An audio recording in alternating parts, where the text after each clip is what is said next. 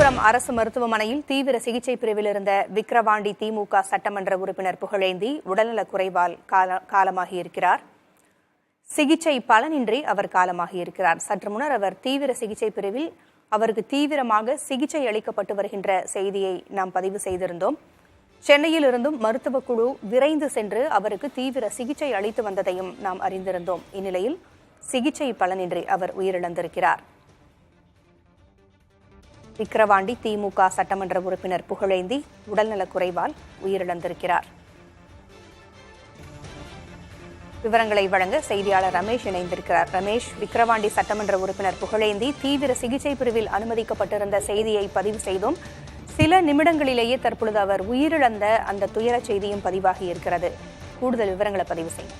விழுப்புரம் அரசு மருத்துவமனையில் கவலைக்கிடமாக இருந்த விக்கிரவாண்டி சட்டமன்ற உறுப்பினர் புகழேந்தி மறைவுற்றிருக்கிறார் என்ற துயர செய்தி தற்போது வந்திருக்கிறது. நேற்று இரவு கூட முதலமைச்சர் பங்கேற்ற அந்த பொதுக்கூட்டத்தில் பங்கேற்றவர் ஆரம்ப காலத்திலிருந்தே சாதாரண பொறுப்பிலிருந்து திமுக மாவட்ட செயலாளர் என்ற உயர்ந்த பொறுப்பு வரை வந்தவர். விழுப்புரம் மத்திய மாவட்ட பொருளாளர் என கட்சியிலே பல்வேறு பொறுப்புகளை வகித்தவர். இவருடைய வாழ்க்கை, அரசியல் வாழ்க்கையை பொறுத்தவரை முழுக்க அவர் திமுகவில் தனது வாழ்க்கையை அந்த அளவிற்கு முதலமைச்சரிடமும் ஒரு நல்ல பெயர் குட் புக்ல அவர் இருந்தாரு. நேற்றைக்கு இரவு நடைபெற்ற முதலமைச்சர் பங்கேற்ற பொதுக்கூட்டத்திலே அவர் பங்கேற்றார் என்ற ஒரு துயர செய்தியும் தற்போது கிடைத்திருக்கிறது. அந்த அளவுக்கு அவர் பங்கேற்று விட்டு கட்சி பணியில் இருந்த ஒருவர் நேற்று இரவு அவருக்கு ரத்த வாந்தி வந்திருக்கிறது. இந்த நிலையில பாத்தீங்கன்னா அவருக்கு கல்லீரலில் கேன்சர் நோய் இருப்பது தெரிய வந்திருக்கிறது. 2019ஆம் ஆண்டு விக்கிரவாண்டி பை எலெக்ஷன்ல அவர் முதல்ல எம்எல்ஏவானார். அப்ப ஏற்கனவே இருந்த ராஜாமணி அவருக்கும் கேன்சர் நோய் இருந்தது. அவர் காலமானார். அதற்கு பிறகு அங்க பை எலெக்ஷன் 2019 வந்தது. அப்ப தான் முதல்ல எம்எல்ஏ ஆனார். அதற்கு பிறகு மாவட்ட செயலாளர் ஆனார். அதற்கு பிறகு பாத்தீங்கன்னா சட்டமன்றத்துல விழுப்புரம் மற்றும் விக்கிரவாண்டி தொகுதி மக்களுடைய பல்வேறு பிரச்சனைகள் குறித்து பல்வேறு வினாக்களை எழுப்பி தங்கள் தொகுதிக்காக அவ்வப்போது சட்டமன்றத்தில் பேசி குரல் கொடுத்தவர் தான் இந்த புகழேந்தி அவர்கள். அவருடைய மறைவு என்பது நிச்சயமாக திமுக விழுப்புரம் மாவட்ட திமுகவிற்கு மட்டுமில்லாமல் ஒட்டுமொத்த திமுகவிற்குமே பெரிய இழப்பாக தான் இருக்கும் என்று கட்சி நிர்வாகிகள்கிட்ட பேசும்போது சொல்றாங்க. நேற்று இரவு வரை கட்சி பணியாற்றி இருந்தவர் இன்றைக்கு காலமாயிருக்கார். குறிப்பாக சென்னையில் இருந்து கூட அவருக்கு சிறப்பு மருத்துவர்கள் சென்று கொண்டிருக்கிறார்கள். இந்த நிலையிலேயே இந்த முண்டியம்பாக்கம் அரசு மருத்துவமனையிலிருந்து தற்போது இந்த செய்தி வந்திருக்கிறது. இவருடைய இன்னும் 3 ஆண்டு காலம் அவர் எம்எல்ஏவாக இருந்தார். இன்னும் 2 ஆண்டு காலம் அவர் எம்எல்ஏவாக பணியாற்றிய சூழல்ல விக்கிரவாண்டி தற்போது ஒரு எம்எல்ஏ இல்லாத ஒரு சூழல் அந்த தொகுதி மக்களுக்கும் ஏற்பட்டிருக்கிறது.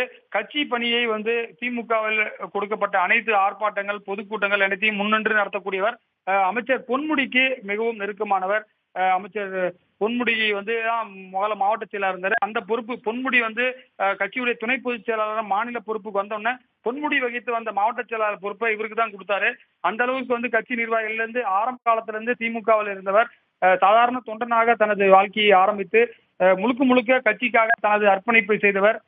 ஒரு எளிமையான வாழ்க்கையை வாழ்ந்தவர் தான் விக்கிரவாண்டி எம்எல்ஏவா இருக்கக்கூடியவர் புகழேந்தி. அவருடைய மறைவு என்பது நிச்சயமாக திமுகவிற்கு ஆழ்ந்த இரங்கலை தரும். முதலமைச்சரும் இன்றைக்கு செல்ல இருப்பதாக, அவருடைய இரங்கலுக்கு செல்ல இருப்பதாக. ஏன்னா முதலமைச்சர் நேற்றைக்கு தான் விழுப்புரத்திலிருந்து தற்போது மயிலாடுதுறை வந்திருக்கிறார். கடலூர்ல இன்றைக்கு பிரச்சாரத்திற்காக அங்க இருக்கிறார். எனவே அவர் உடனடியாக விக்கிரவாண்டி சென்று அவருக்கு மரியாதை செலுத்துவார் என்றும் சொல்லப்படுகிறது. கட்சியுடைய மூத்த நிர்வாகிகள் பொன்முடி, ஏவாவேலு போன்றவர்களும் உடனடியாக அவருக்கு இரங்கல் செலுத்துவதற்காக செல்வார்கள் என்று சொல்லப்படுகிறது. முக்கியமான ஒரு காலகட்டத்தில், தேர்தல் நடத்தக்கூடிய காலகட்டத்தில் தற்போது திமுகவுக்கு ஒரு பெரிய இழப்பாக தான் அவருடைய மறைவு பார்க்கப்படுகிறது. பொங்கலொலி, உயிர் பிரியும் வரை கட்சி தொண்டாற்றிய அவர் உயிர் பிரிந்திருக்கிறது. தொகுதியை பொறுத்தவரைக்கும் தொகுதி மக்களுக்கும் அவருக்குமான உறவு எப்படி இருந்தது? அவர் ஆற்றிய பணிகள் எப்படி இருந்தன? விக்கிரவாண்டி பாத்தீங்கன்னா பாதி விழுப்புரம் டவுன் அதுல வரும். அனைத்து தரப்பு மக்களுக்கும் இருக்கக்கூடிய ஒரு தொகுதி. பாத்தீங்கன்னா நகர்ப்புறமும் இருக்கும், கிராமப்புறமும் இருக்கும். அவர் அடிக்கடி அந்த விக்கிரவாண்டி பகுதி மக்களுக்காக இலவச வீட்டுமனை பட்டா கேட்கக்கூடிய விஷயங்களாக இருந்தாலும் சரி, சாலை வசதி, போக்குவரத்து வசதி, ஊரக வளர்ச்சித்துறை சார்பாக செயல்படுத்தக்கூடிய திட்டங்கள்லாம், விவசாயத்துறை சார்பாக நடைபெறக்கூடிய திட்டங்கள்லாம் எங்கள் தொகுதிக்கு வேண்டும் என்று கேட்பவர். தொகுதியில் ரேஷன் கடை இல்லாத இடத்துக்கு ரேஷன் கடை அமைத்து தர வேண்டும் என்பன போன்ற சட்டமன்ற பாத்தீங்கன்னா அவை நடவடிக்கையில ரொம்ப ஆர்வமா இருப்பாரு. காலையில சட்டமன்றம் வந்துட்டாருன்னா முடிகிறவர்களும் அவர் சட்டசபைக்குள்ளே இருப்பாரு. அந்த அளவிற்கு சட்டசபை நடவடிக்கையிலும் தொகுதி மக்களுக்கு ஏதாவது ஒன்று செய்ய வேண்டும், ஏதாவது திட்டங்களை வாங்கி செல்ல வேண்டும். புதிதாக கல்லூரிகள் பெறுவதாக இருந்தாலும் சரி, அதே போல அங்க நீர்வளத்துறை சார்பாக கால்வாய்கள் அமைக்க வேண்டிய பணிகளாக இருந்தாலும் சரி, ஆழமாக குரல் குடிக்கக்கூடியவர். திராவிட சிந்தனைகளே ரொம்ப ஆழமான பற்று கொண்டவர் தான் இந்த புகழேந்தி. கட்சியுடைய மாவட்ட செயலாளர் என்ற பொறுப்பு என்பது சாதாரணமாக திமுகவில் யாருக்கும் கிடைக்காது. கட்சியுடைய மாவட்ட பொருளாளர் என்ற பொறுப்பில் தான் இருந்தார். பொன்முடி பாத்தீங்கன்னா மாநில அளவில் ஒரு பொதுப்புக்கு வரும்போது திமுக தலைவராக ஸ்டாலின் வந்தபோது துணை பொதுச் செயலராக பொன்முடி சென்னை பாலிடிக்ஸ் வந்துட்டாரு. அப்படி இருக்கும் பட்சத்துல அந்த இடத்துல யாருக்கு கொடுக்கலான்னு பார்த்தாக்கா அவர் விசுவாசி, கட்சிக்காக பணியாற்றக்கூடியவர் என்ற அடிப்படையில் கட்சி தலைமையே அவருக்கு இந்த மாவட்ட செயலாளர் பொறுப்பை நீங்க வகிக்க வேண்டும் என்று கேட்டதால விழுப்புரம் என்பது குறிப்பாக CV சண்முகம் ஏடிஎம்கேல இருக்கக்கூடியவர்கள் ஒரு பலமாக இருக்கக்கூடிய பகுதியில இவரும் ஏடிஎம்கேக்குள்ள அங்க பாலிடிக்ஸ் பண்ணவர் தான் இந்த புகழேந்தி. அனைத்து முதலமைச்சரை கூட நேற்றைக்கு வரவேற்றிருக்கிறார். நேற்றைக்கு அந்த காட்சிகளில் பார்க்கும்போது முதலமைச்சர் விக்கிரவாண்டி பொதுக்கூட்டத்தில் இவரும் அந்த மேடையில் இருக்கக்கூடிய காட்சிகள். நேற்று இரவுக்கு பிறகுதான் அவருக்கு ரத்த வாந்தியாக வந்திருக்கின்றது. அதனால்தான் உடனடியாக அரசு மருத்துவமனைக்கு சென்றிருக்கிறார்.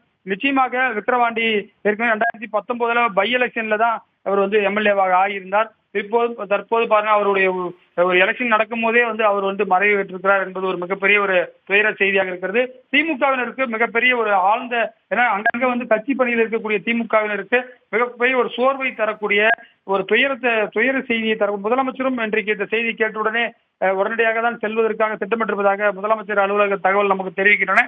உதயநிதி ஸ்டாலினும் இன்றைக்கு செல்வதற்கான வாய்ப்புகள் இருப்பதாக சொல்லப்படுகிறது. மற்ற அந்த பகுதியைச் சேர்ந்த ஏவா வேலு, செஞ்சி மஸ்தான், பொன்முடி போன்ற அமைச்சர்களும் அங்கே செல்வதற்கான வாய்ப்புகள் அதிகமாக இருக்கின்றது. பூங்குழலி.